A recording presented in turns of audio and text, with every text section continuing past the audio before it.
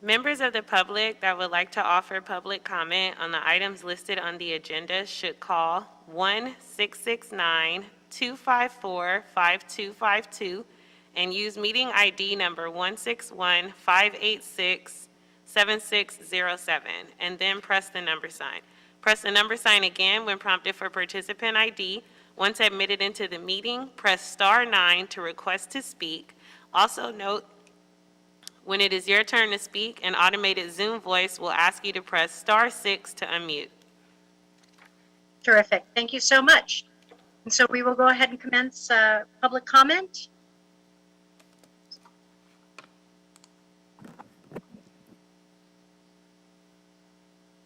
Great. Caller, please select star 6 to unmute yourself. Yes. Can you hear me? Yes. State your name and the items you'd like to speak on. My name is Estella Suarez Hamilton. I'd like to speak on 1, item 2, item 3, 5, 7, then after general public comment, please. Terrific. So you've got 3 minutes for all those items. Go ahead. Thank you. Item 1, gang reduction and youth development, GRYD, or as we, the public, will call it, youth surveillance. Remember when a 2016 audit of Cal Gang found that the database GangNet listed 42 infants as active gang members? I remember. I used to hold little signs about it. Item 2, modify the United States Department of Homeland Security fiscal year 2019 Urban Area Security Initiative grant budget, money for surveillance to provide, item 3, to provide continued support for victim services October 1st, 2021 through September 30th, 2022, or as the public will call it, hush money. Item 5, to handle calls 24 hours per day, 7 days per week, or as the public will call it, excuses, but no action. Item 7, to criminalize the promotion of illegal street races and sideshows. Not the sideshows, because we understand that's already criminalized, but the promotion, another attack on our Constitution. For item 7, all laws which are repugnant to the Constitution are null and void. Marbury versus Madison, 1803.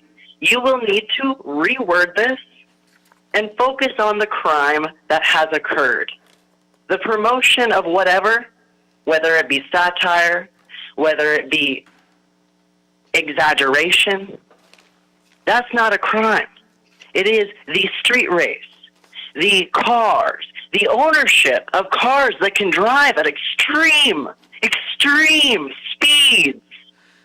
The ownership. Who owns those cars? Maybe your sons and daughters. Okay, now for my public comment. This morning, my religious freedom as a transgender Mexican Catholic, the 10 Commandments, Daniel 3:16, also Ephesians 6, all of those tell me that Jesus has my back. A quote from Daniel 3:16 through 18.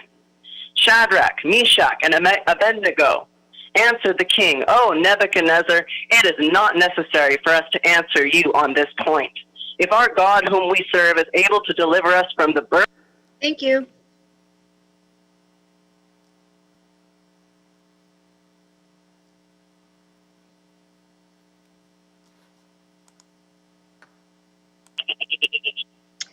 Caller, please state your name and the items you'd like to speak on. It's Monaco. Moo. All items and general public comment.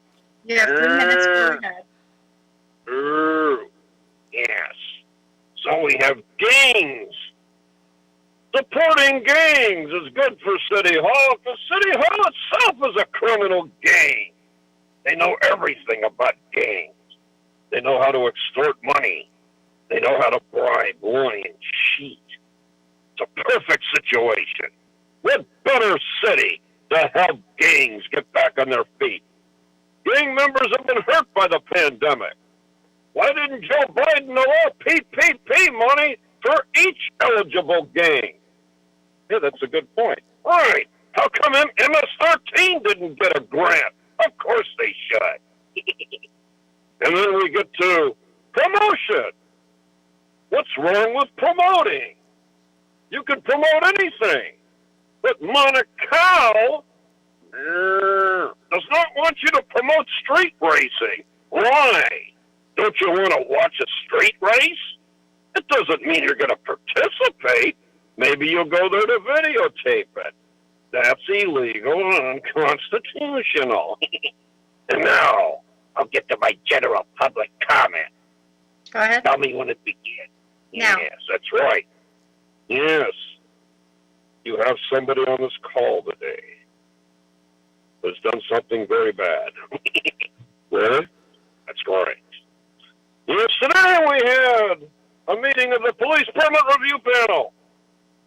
A woman had an illegal expired commission, and yet she voted on city business. Oh, well, then she got to get thrown off the commission. No! Monaco gave her another commission appointment and extended her appointment. But then today they held their meeting and didn't have a quorum because they tried something dirty, and Goat Puppet has a copy of it to prove it. Oh, good. Okay, you can tell us. Yes, that's right. I will now reveal who the city employee is. Oh, damn, I'm running out of time. Can you give me an extra minute, Monica? And then I'll tell you who it is.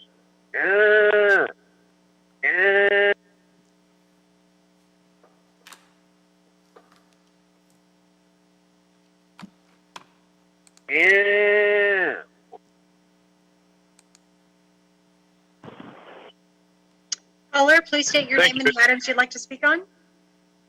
Thank you, Councilmember Rodriguez. It's Eric Previn from Studio City, and I'll be speaking on the items in a small general public comment. Okay, you have 3 minutes. Go ahead, Mr. Previn. Okay, so the first thing has to do with the traffic item. I was so bereft to hear about the Nordhoff and Havenhurst accident in the last 48 hours or something, because the characters from the neighborhood have been so upset about, you've got these very flat streets and some very bad motorists who are not paying attention and doing horrible things like racing. But what happened was like 49 different accidents at this spot. So here's the fix, okay? There's something called these beacons where they make it's a big light up, costs money, so let's not kid a kidder. We have to stop pretending and making new departments and do these basic infrastructure fixes, but you have to illuminate the spots severely and in a way that freaks out the drivers so they slow down. We do it on Tahunga near the YMCA in the East Valley. I don't know which district that is, 2 or 4, because everybody is confused. But that's number one. Number two is with the emergency room or the psychiatric hospital D.D. Hirsch contract. Nobody loves D.D. Hirsch more than D.D. Hirsch, but let's be clear. We have some real needs for psychiatric treatment in our community, and emergency room treatment and hospital treatment. And yesterday, the county board, and this item is related, was facing a lot of blowback from the physicians who are residents at County USC, the hospital that the county runs, because they try to hire people and they're being paid, $15,000 less than the folks at UCLA, $11,000 less a year than the people who work in that role at Cedars-Sinai. So the county is not able to retain good people if they can't pay good wages. And neither Hilda Solis nor Holly Mitchell have agreed to talk to these physicians who are fighting, through collective bargaining to get them to, these are the people who, for the record, the heroes and sheroes who stood up in a healthcare pandemic and fought to keep people whole. And now they've been shown the door by the County Board of Supervisors. So this is a shameful, this is very shameful. This is so shameful that we need a specialist, Staffer B. John Lee, to get involved, okay, on behalf of these physicians and residents who should not be tortured like this. They should be taken care of. So that's that. And then in terms of the general public comment, it's always a good time to celebrate what was a great trip in 2016 that Blumenfield, Cedillo, Price, obviously federal prisoner Mitch Englander took to Hamburg, Germany, under the great leadership. Thank you, Mr. Previn. Okay, colleagues, that appears to conclude general public comment. And so I'd like to recommend that we take items 2 through 7 on consent. If there are any objections, please let me know. Any of those items want to get pulled for further discussion? Seeing none, Madam Clerk, I know we do have a recommendation for one of the items. If you want to go ahead and read that into the record. Thank you, Madam Chair. I believe we have the CLA reading recommendations for item number 6. Good afternoon. This is Andy Galan with the Office of the CLA. The recommendations are as follows. 1, approve the payment of $50,000 reward to the claimant who provided information leading to the apprehension and conviction of the person responsible for the vehicular homicide of Francisco Hernandez Rivas, DR number 19-17-11472. Number 2, authorize the controller to transfer $50,000 from the reserve fund to the unappropriated balance and appropriate therefrom to the Hit and Run Reward Program Fund number 59G/14. 3, instruct the city clerk to transfer $50,000 from the Hit and Run Reward Program Fund number 59G/17, account number to be determined, to the Los Angeles Police Department Fund number 100/70, Secret Service account number 004310. Number 4, instruct the Los Angeles Police Department to make the appropriate reward payment. And number 5, authorize the Los Angeles Police Department and the city clerk to make any technical corrections as necessary. Thank you so much. I'd also like to recommend that we adopt the CAO reports for items 2 through 4. And so with that, Madam Clerk, if you please call the roll. Calling the roll to adopt the CAO recommendations for 2 through 4, approve items 5 and 7, and adopt item 6 as amended. Councilmember Rodriguez. Aye. Councilmember O'Farrell. Aye. Councilmember Buscaino is absent. Councilmember Lee. Aye. And Councilmember Harris Dawson. Yes. 5 ayes. These items are approved. Thank you so much. And now that brings us to item number 1 on today's agenda. Item number 1 is a verbal update from the Executive Director of the Mayor's Office of Gang Reduction and Youth Development. And today, colleagues, we have Reggie Zachary from the Mayor's Office of GRID here with us. And so happy to have you here with us, Reggie. Thank you so much for joining us. And I just to kind of kick us off, colleagues, given the surge that we've seen over the course of the last year with violence in the city of Los Angeles, I believe it was important to have a conversation with GRID. GRID has been a new introduction, or restored introduction, if you will, to the Public Safety Committee, as it was previously within the jurisdiction of our Public Works Committee. And so, Reggie, want to welcome you and thank you for joining us today. Given the surges that we've seen, I thought it was important for us to have a conversation on the work of the GRID office so that we could ascertain the work that's, being done, what's being done right, where we can work to refine and improve, and what resources we have dedicated to the work in the GRID zones across the city. And so I want to welcome you and thank you for being here today, because I think it's really important when we talk about, as we have conversations that ensue around police reform. This is an important part of our public safety agenda in the city of Los Angeles, and making sure that we have the full complement of work that's being led on all of these fronts, and to have these conversations, I think, is important to our greater public safety agenda here in the city of Los Angeles. So with that, I'm going to turn it over to you to kind of just start talking to us about some of the work that what you've learned in the time that you've been in this role, and how is GRID shifting to meet the needs based on the circumstances of what we're experiencing today. Okay.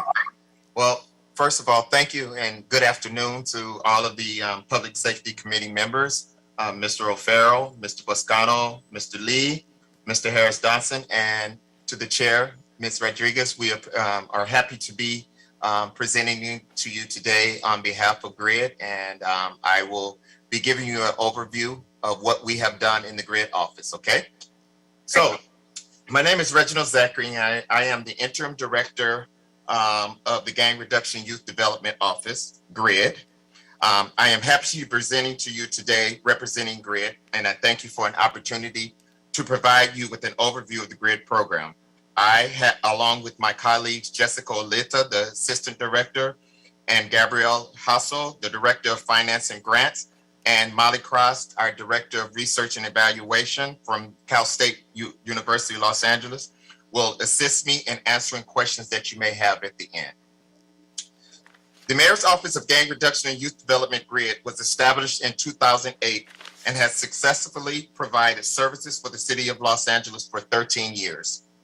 GRID is charged with implementing a comprehensive data-driven, interdepartmental, community-based model to support youth, young adults, and families in wraparound services to directly address avenues that significantly contribute to a youth's ability to avoid and detach from gang membership and its associated violence. It is based on best practices and innovative initiatives that support the reduction of gang crime through prevention, intervention, re-entry, and youth diversion programming in communities most affected by gang violence.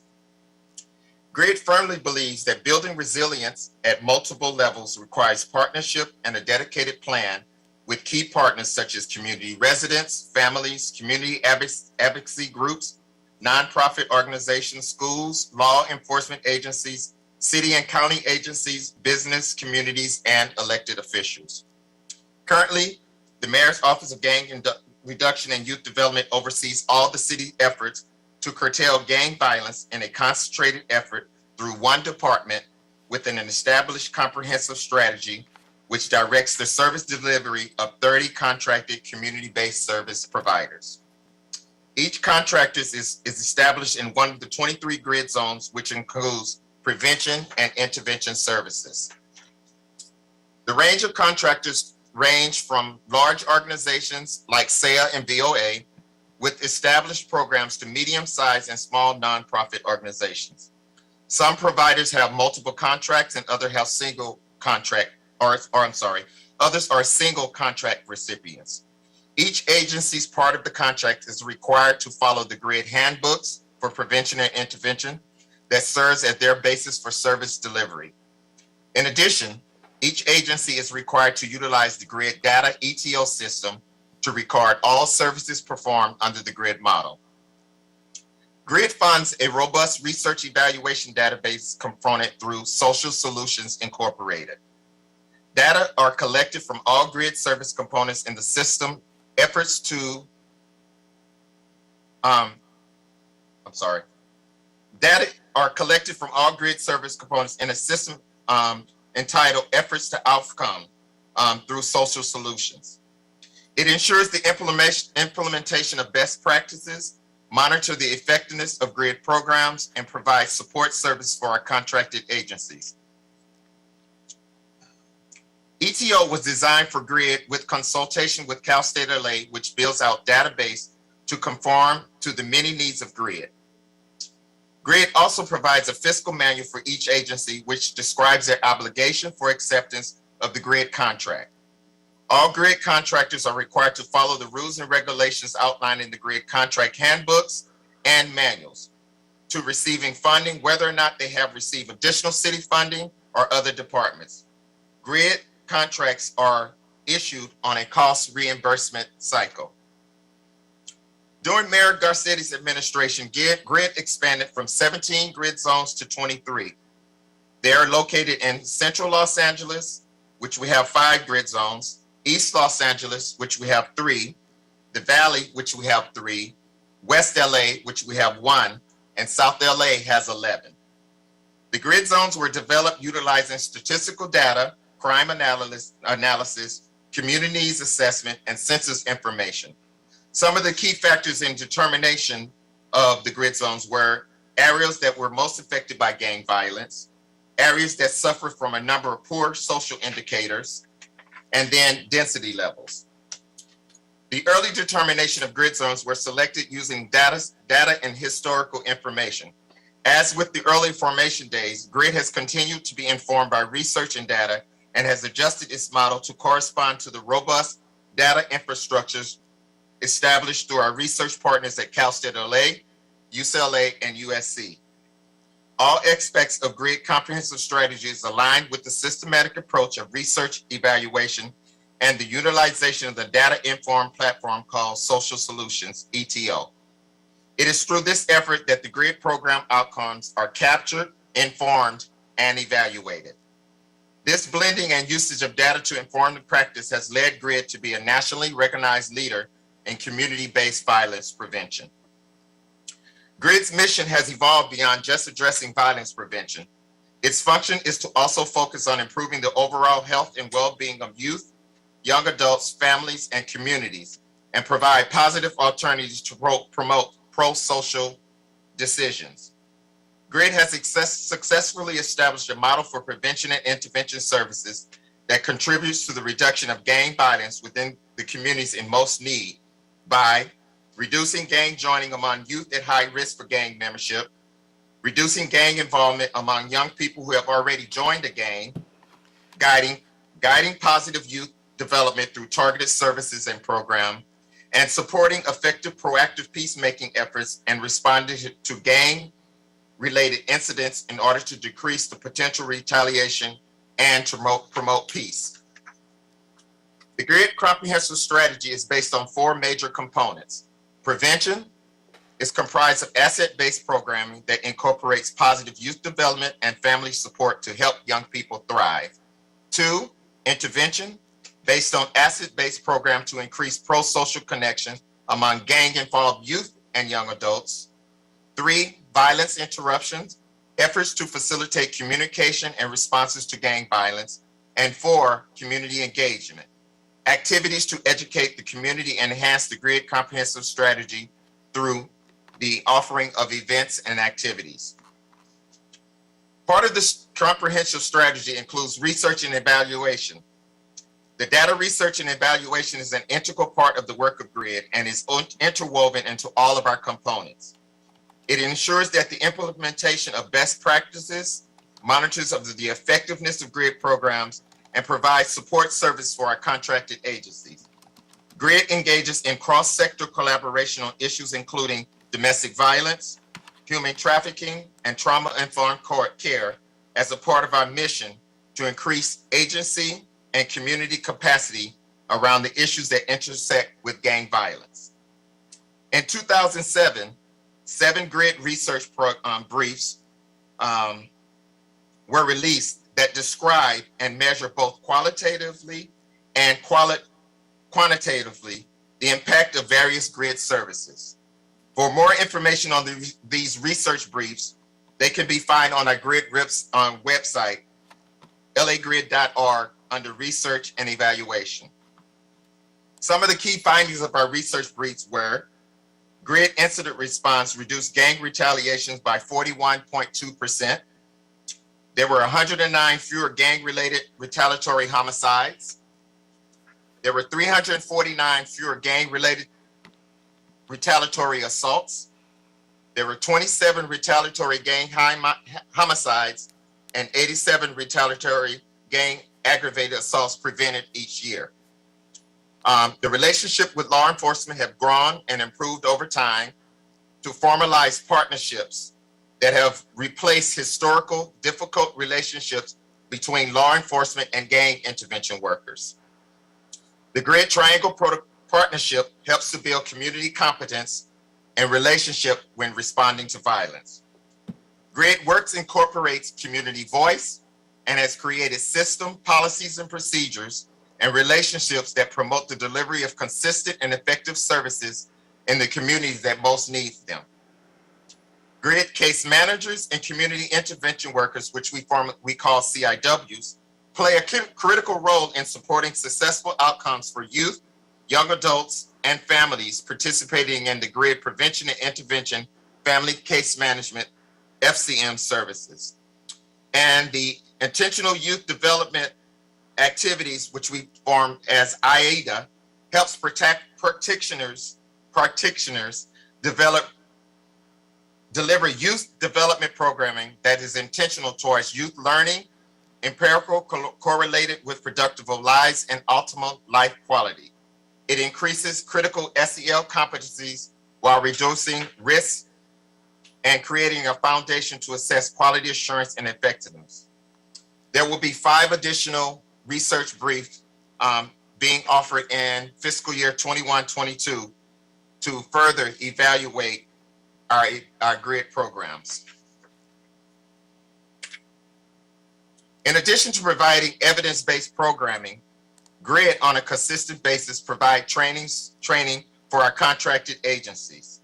And that is facilitated by our regional program staff on a bi-weekly and monthly basis.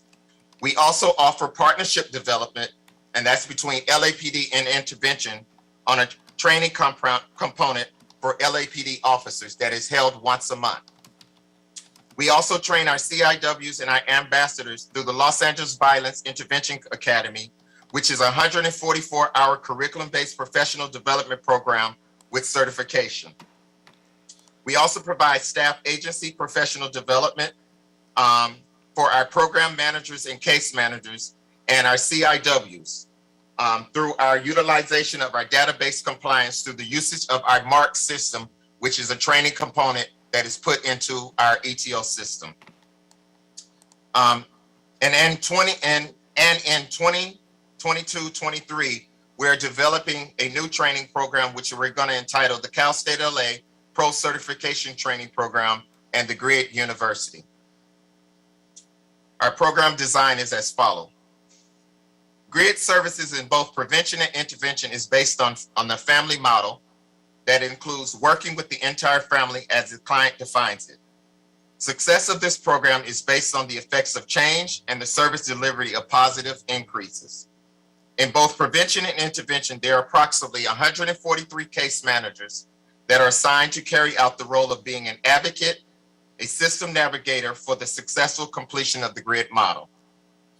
The GRID Prevention Program delivers multidisciplinary services to participants and their family in an effort to build resilience through the use of problem-solving strategies and the development of critical youth development life skills.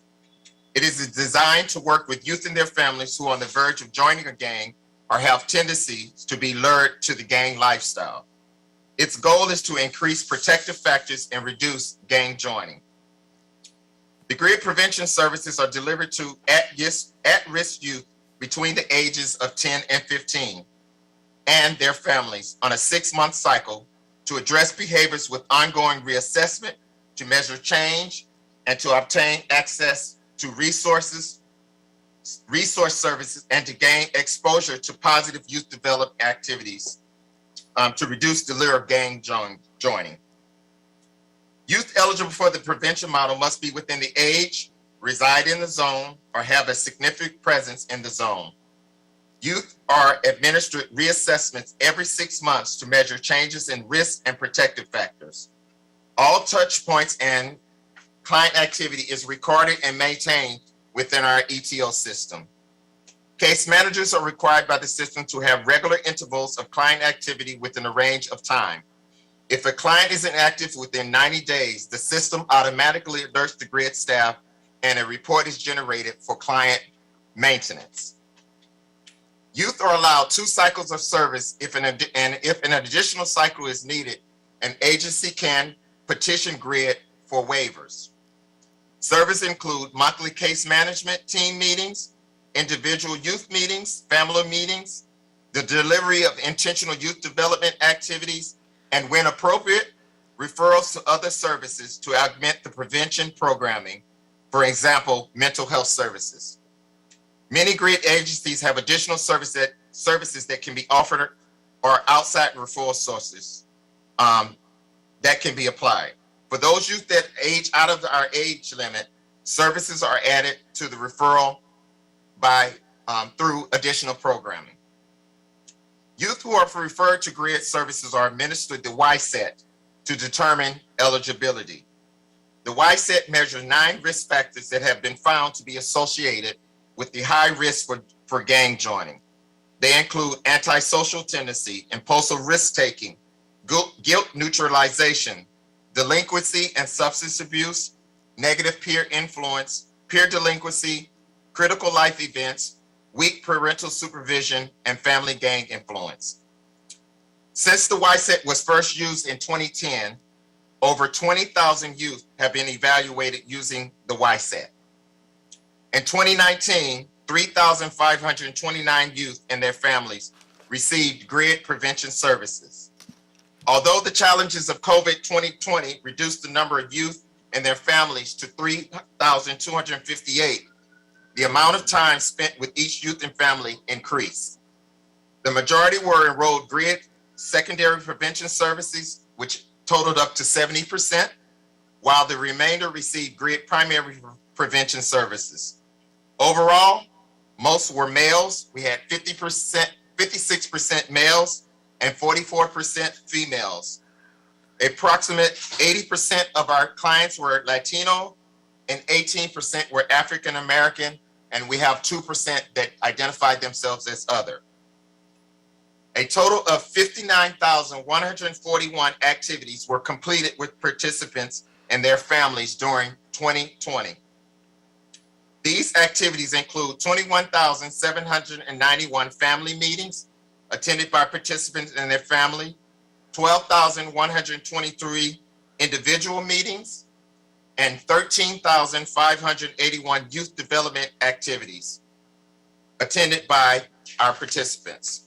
Hey, Reggie, and thank you for this. I appreciate it, but I want to jump in with some questions. Sure. Because we're hitting a lot of bullets, but I think it's creating questions only because when we've had previous conversations about systems and tracking and Sure. whatnot, this is my first time hearing about the ETO system. Uh-huh. And so is that a mandated application across all GRID contractors that are required to participate and track the participation of those enrolled in some of these programs, or what does that system look like, and what data does it provide? Because when I was seeking greater details in terms of, for example, with the Summer Night Lights program, which is also operated under GRID, there was no clarity provided with respect to the number of individuals that through the contact of Summer Night Lights were actually referred to some of these programs. We weren't able to get that data. So I'm interested in learning more about this system and what its use is. Yes. The efforts to outcomes system is run by Social Solutions, and I have Molly Cross, who is one of our originators that helped to develop and create that system through Cal State LA. She's going to call too, and she can help to explain it. But it is the system that we use in GRID to capture all of the GRID data, both on intervention and prevention, and we also utilize that for some of our Summer Night Lights. We just started providing the ETO system for our Summer Night Lights program, so some of our data was hand put together, but we will be incorporating most of that into our ETO system as the years progress. Okay. Molly, can you share how we created the ETO? Sure, Reggie, of course. Let me just hop on camera here. Hi, everyone. Thanks for having me today. So ETO, or ETO, as some of our providers like to refer to our system as, is a data system that, as Reggie mentioned, is hosted by Social Solutions. It's a software company. ETO is one of a couple software solutions that they offer for case management products. When we purchased Social Solutions, I think this was back in 2013, we first started using our ETO system. You purchase the solution, and you're able to customize from there to build it out to track the data that you use to capture. As Reggie also mentioned, right, there are several types of programs that GRID delivers. So each of those programs has data that is collected within the GRID database specific to the work and activities or meetings that happen with youth that are happening for each of those. So for prevention and intervention case management and diversion and reentry, right, we're tracking all the referrals that are coming into the system from various sources. We're tracking characteristics of the youth, right, baseline. Reggie mentioned, right, our retest characteristics for youth, so we can look at how they're changing over time. We gather information on all of the meetings and activities that are attended by the youth and their families. As they're involved in GRID services. So I got it. I just wanted, because I want to make sure I can appreciate it to know that that this information is being tracked, because it wasn't, that data wasn't provided previously. Yeah. So then my question is, again, when you say that it's been utilized by the GRID office, is this data being derived directly from those that are contracted to provide the services, or is it through the GRID office and its management? It's a both, because the GRID office also inputs data into the system, as well as our contracted agencies. And so we all are inputting information into that system in regards to the services that are being provided. For instance, when our regional program managers, which is our GRID staff, goes out to the scene, they also input data as to what they did when they went out to the scene, as well as our intervention workers at the same time. We both input data on the particular incidents, but from two different perspectives. Mm-hmm. So when you indicated, for example, that that what gets triggered in the system, that there's 90 days, that there's a 90 days of inactive participation of a young person into one of the enrolled programs, wouldn't the service provider know sooner than 90 days? Yes, whether they do. Or not? But okay. The system automatically alerts us if there's no activity being with that client. So it's like a alert system for us to make sure that we are following up with our case managers on all things related to that case management plan. But if by chance that young person has decided that they don't want to come to the meetings, or for some reason they're not able to meet the meetings, and there is no information being inputted into the system automatically alerts us and put a flag on it. And so over the course, I mean, obviously with COVID in these last 2 years, that's presented a whole host of challenges. But how has that, what type of tracking has there been since its implementation? I believe you said it was 13 years ago that the system was implemented, if that's correct. In 2013, I believe we went live with all the programs officially, very early 2014. Okay, so prior to that, there was a different data system in use. Okay, so from that time, how many, because when we talk about 3,000 youth in the city of Los Angeles, when we have a population of over 800,000 youth, it's, you know, we're trying to look at how we maximize the resources that we have and tracking these young people to have them enrolled with these specific programs. So within that 3,000 number, how many are we talking about falling inactive? I don't have that number right in front of me, but I can definitely provide that with you. And we have an annual report that Cal State LA and our utilizing our ETO system submitted, and it has all those touch bases on it, and I can provide that for you with all of those specifics on it. One additional thing that I do want to say is our program is not a mandatory program. It's optional. So we ask the client if they want to participate, and if they choose to do so with the consent from their parent, then we operate and we work with them, but it's not a mandatory program. So that's why our numbers may not be as high as people would think, because it's not a mandatory program. I understand, but I'm asking the question.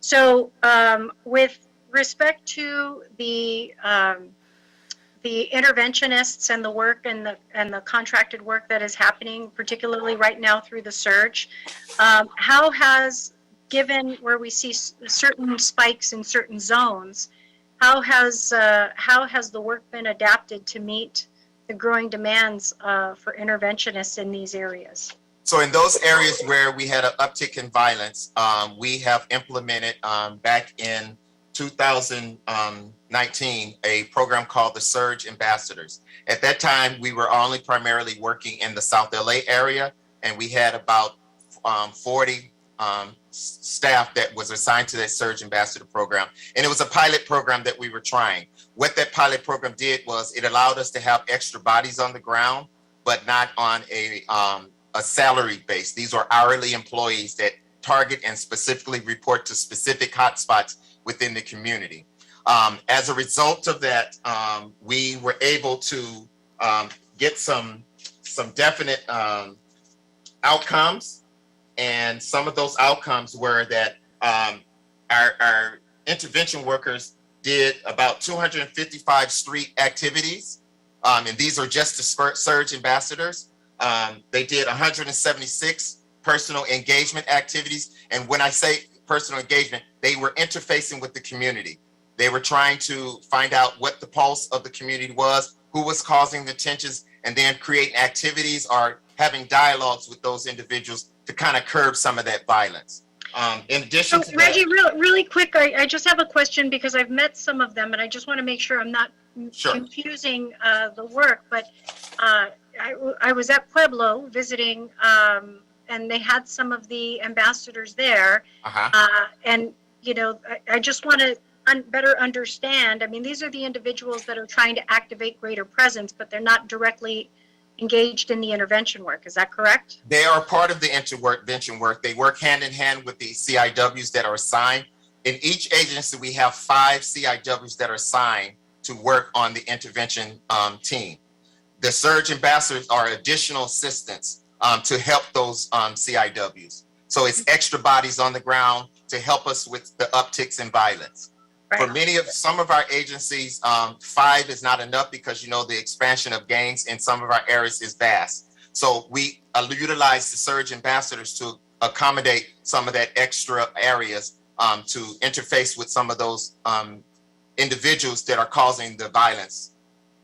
So, but those individuals, and when I met with many of those ambassadors, their comfort level to engage in the work was based on an increased presence of LAPD at those same sites. So I'm just trying to understand its relationship to working with law enforcement versus the CIWs in that regard. So in like you're saying in the Pueblos, Correct. for an example, the Surge Ambassadors that were assigned to Pueblos, they are assisting with the process that the intervention workers is doing. For instance, in the Pueblo, we have 1 CIW that's assigned to the Pueblos. And so in addition to this Surge Ambassador, we were able to add 5 Surge Ambassadors to assist that 1 salaried CIW. And so the role of the CIW was to interface with LAPD, but the Surge Ambassadors were as a support mechanism working through the CIW. Okay. So they don't always interface directly with law enforcement. Okay. Yeah, you know, I'm trying to really reconcile some of what I've seen on the ground in certain circumstances and just how it kind of fares out systemically in terms of how we do this work. Because it's just, there's some gaps for me in what I've experienced and talked to people on the ground, you know, some of the data, for example, that I've been trying to ascertain, or even, for example, even knowing about this ETO system, because this is like the first I'm hearing of it when we've engaged in these conversations previously. So I'm just trying to wrap my head around some of this stuff. Now, the technical assistance and the professionalization.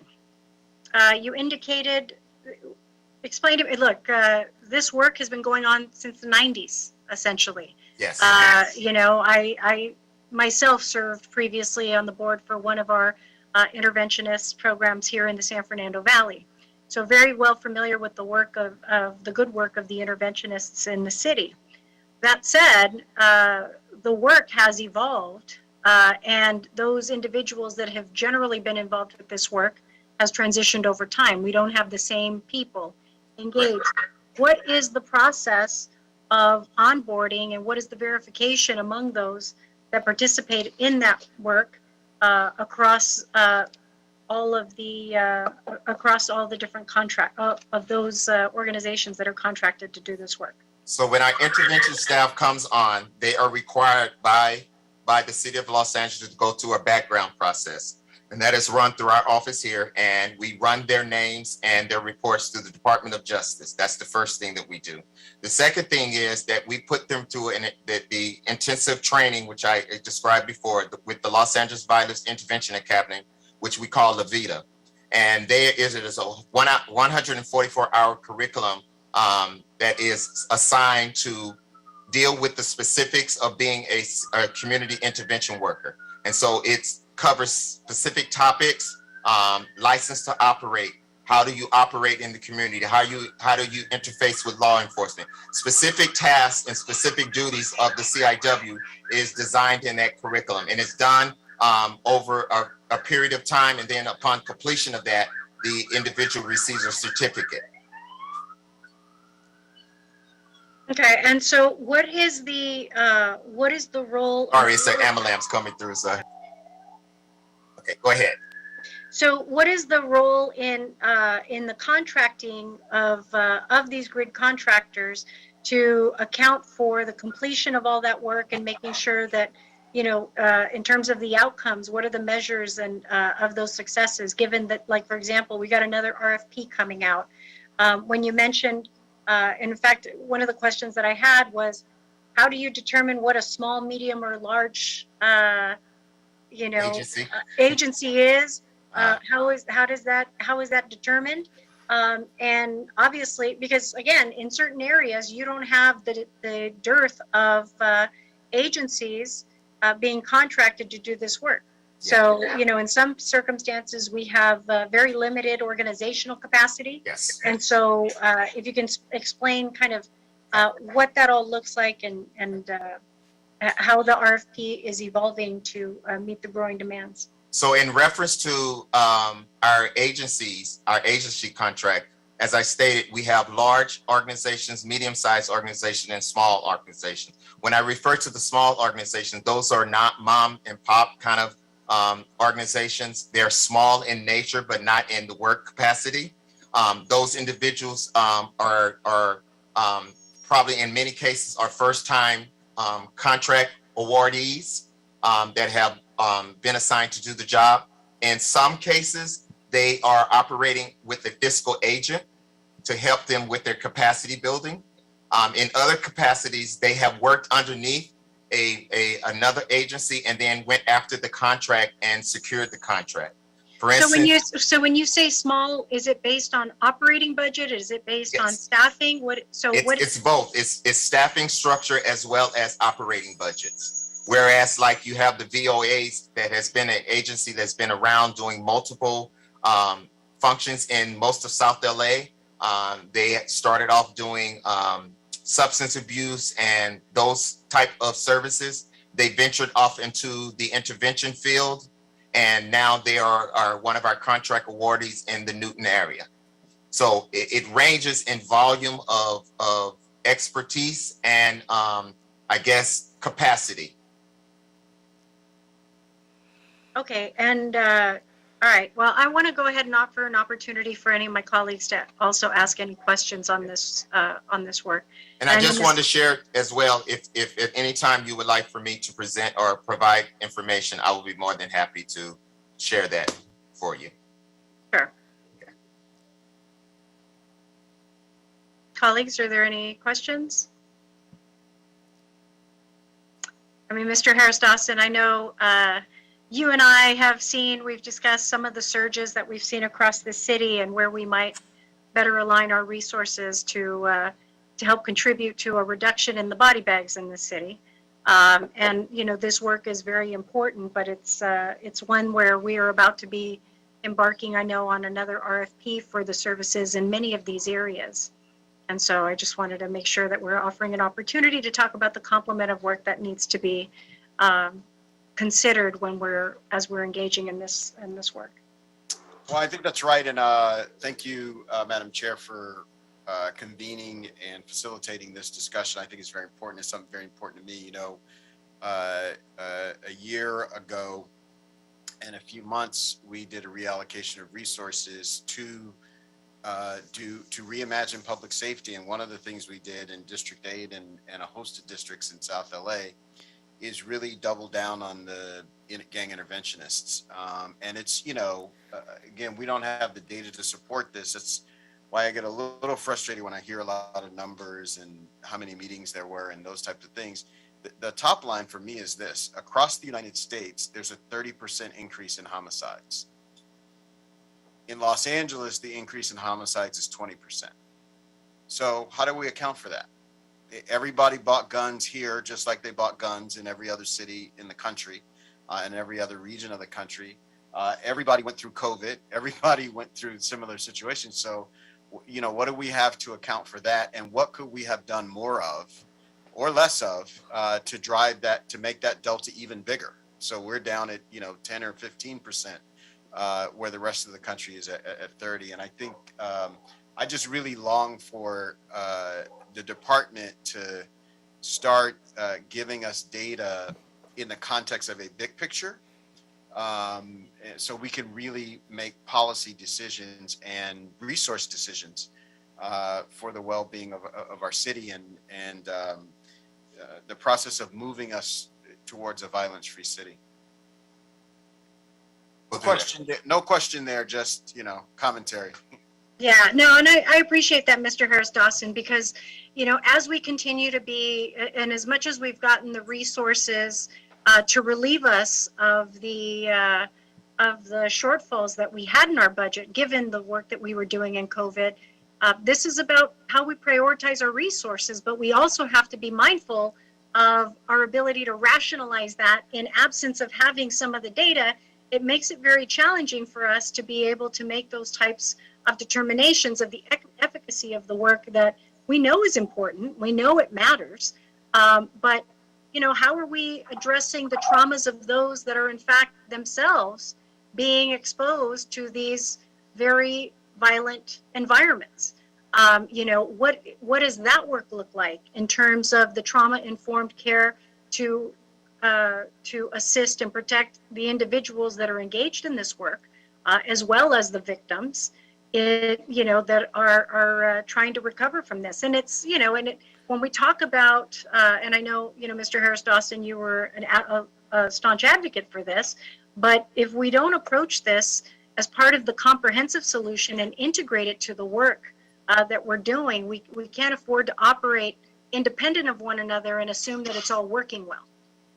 And we're talking about resourcing potentially tens of millions of dollars in this work, and we have to be mindful of how we integrate it so that it works together seamlessly to make a greater impact. And, as the Youth Development Department also comes online, the work on the prevention side and making sure that we are, providing a diversity of options for engaging young people so that they have alternatives to perhaps some of the activities that are more gang affiliated, because everybody's interest is different. And so, it's just, it's part of the conversation. I know when we talk about GRID's budget, and we saw the decrease through the course of the pandemic because of just the budget cuts that we had to endure across the city. But, on the how much is programmed on the intervention side versus how much is invested on the prevention side, it's those are the conversations that we have to be evaluating going forward, and being able to measure that. Again, I want to know, do we have how many of those youth that you've engaged in these programs are hitting that 90-day non-responsive mark? That's a measure. Because if we're missing them, how can we capture them somewhere else? Or how are we assuring that we're connecting them to services that might be beneficial to them and their families if we're missing the mark on that? Because, those are the pieces of accountability that if we want to we want to expand this investment, but it has to be done with the support and the data that can help demonstrate the value of this work. And we need to continue to be able to do that, especially as the work the need for this work continues to grow across our city. So I just, I think for me, I don't see that there's any more questions amongst my colleagues. I think Reggie will continue to engage in this conversation, particularly as Grid is preparing for the next round of RFPs. Because the next round of RFPs in terms of, and I know we've spoken previously about the need for site visitation to assure that those agencies that are being contracted to do this work are in fact those with the knowledge base of the communities that they purport to serve. And I know that previously site visits verifying the work of those agencies hadn't been previously conducted. So I'm looking forward to that. But I think there's an opportunity for us before we go into this next round to assure that we are creating the professional standard by which these interventionists are set up for success. And more importantly, continue to be the complement and ally partner to what law enforcement can achieve alone. So I look forward to all of the input, and I appreciate the guidance that you will offer, and we will definitely adhere to the request of this committee. Terrific. Colleagues, did you, no questions? Seeing none, thank you, Reggie, appreciate it. Thank you. Okay, and with that, colleagues, that concludes our Public Safety Committee meeting. So thank you very much.